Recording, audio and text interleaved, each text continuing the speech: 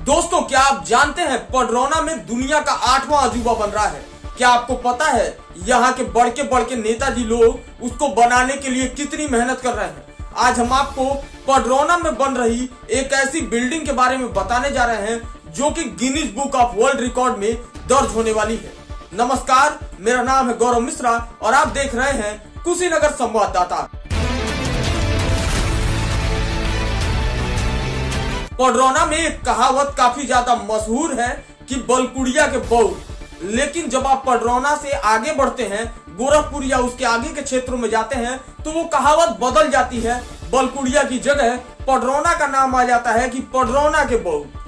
ऐसे में जो हमारे यहाँ के नेताजी लोग हैं वो भी पडरौना की जो जनता है उसको बहुत समझ लिए हैं, तभी तो यहाँ पर एक इमारत को बनाने में करीब 15 साल लग गए हैं, लेकिन अब तक उसकी नींव भी नहीं रखी जा सकी है। ताजमहल को बनाने में करीब 20 से 22 साल लगे थे। वहीं मिस्र में गीजा के पिरामिड को बनाने में करीब 10 से 12 साल लगे थे और ये इमारतें दुनिया के 7 अजूबों में दर्ज हैं। मगर पडरौना में एक इमारत है जो पिछले 15 साल से कागजों में बन रही है, लेकिन अब तक जमीन पर उसकी नींव भी नहीं रखी जा सकी है। हम बात कर रहे हैं पडरौना बस स्टेशन की, जो करीब 15 साल पहले कागजों में बनना शुरू हुआ, लेकिन जब आप पडरौना बस स्टेशन पे जाएंगे तो वहां नई इमारत के नाम पर आपको कुछ भी देखने को नजर नहीं आएगा। 15 साल बीत गए, लेकिन पडरौना बस स्टेशन की हालात जस के तस बने हुए हैं। वहां गंदगी और कुव्यवस्थाओं का अंबार लगा हुआ है। पडरौना बस स्टेशन के ऑफिस के ये हाल है कि अगर आप वहां किसी इंक्वायरी के लिए भी चले जाएं तो वहां आपको कोई मिलेगा ही नहीं। क्यों? क्योंकि वहां ना तो बैठने की सुविधा है, भवन जो है वो इस जर्जर हालात में है कि वहां पर कोई 2 मिनट खड़ा भी नहीं हो सकता है, उसको उसकी जान का रिस्क है। पडरौना में बहुत बड़े नेता लोग हुए हैं, यहाँ से चुनाव जीते हैं और चुनाव जीतकर कई लोग तो मंत्री बने हैं, कई लोग यहाँ से कैबिनेटों में मंत्री रहे हैं, लेकिन जब बात पडरौना के विकास की आती है तो वो लोग पडरौना की जनता को मूर्ख समझते हैं और जनता भी मूर्ख है कि बार बार उन्हें चुनती है और अपनी जो परेशानियां हैं उसको लेकर, जो उन नेताओं की जवाबदेही है उसको लेकर उनसे कोई सवाल नहीं करती है। आप यहाँ स्क्रीन पर 2 तस्वीरें देख रहे हैं। एक तस्वीर है कसिया बस स्टेशन की, जो कि पडरौना बस स्टेशन के बाद पास हुआ, बनना शुरू हुआ और बनकर कंप्लीट हो गया है और अभी वर्किंग स्टेज में है।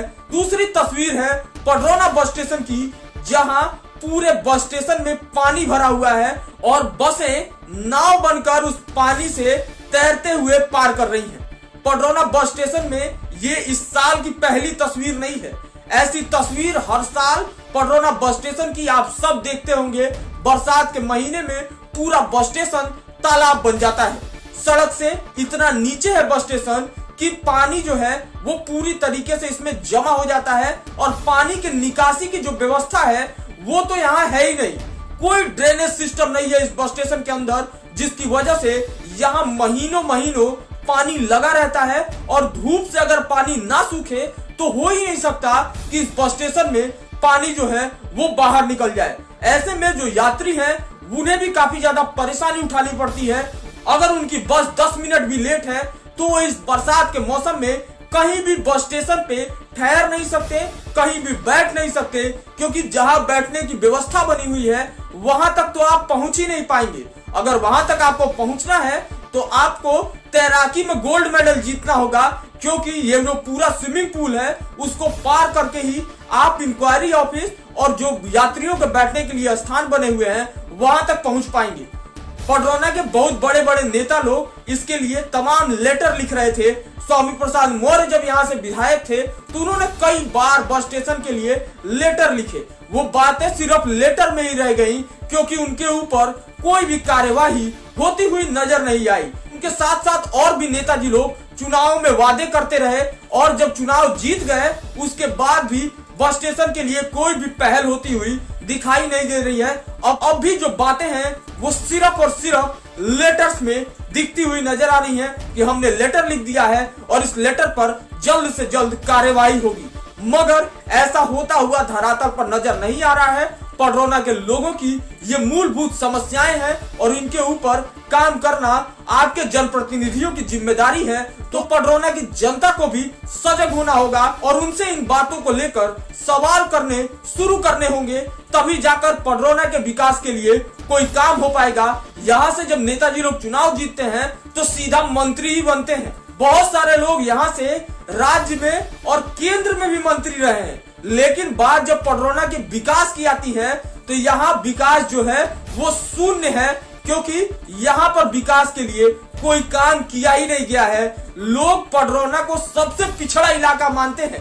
पूरा कुशीनगर जिला जो है वो पिछड़े इलाकों में आता है, जबकि टूरिज्म का इतना बड़ा प्लेस है कुशीनगर।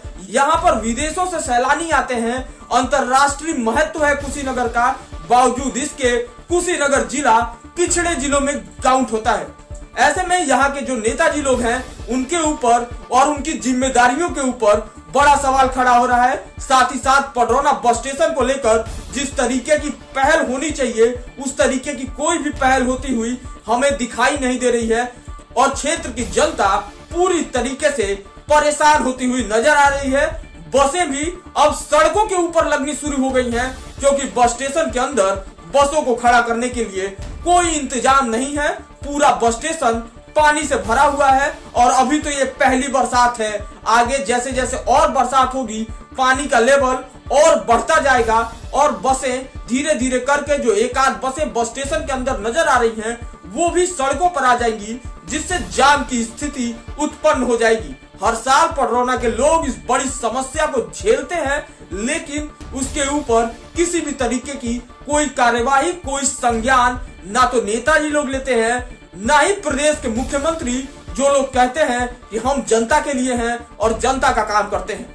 फिलहाल पडरौना बस स्टेशन को लेकर एक नई चिट्ठी कुछ दिनों पहले वायरल हुई थी। उस चिट्ठी में कहा गया था कि जल्द से जल्द पडरौना बस स्टेशन को बनाने का काम शुरू किया जाएगा। ऐसे में देखना दिलचस्प है कि क्या नए विधायक और नए जनप्रतिनिधियों के आने के बाद क्या पडरौना बस स्टेशन की जो स्थिति है वो सुधर पाती है, क्या उसके लिए कोई काम हो पाते हैं। देश और दुनिया के साथ साथ कुशीनगर से जुड़ी हर खबर प्रमुखता से देखने के लिए हमारे फेसबुक पेज को फॉलो करें। जय हिंद।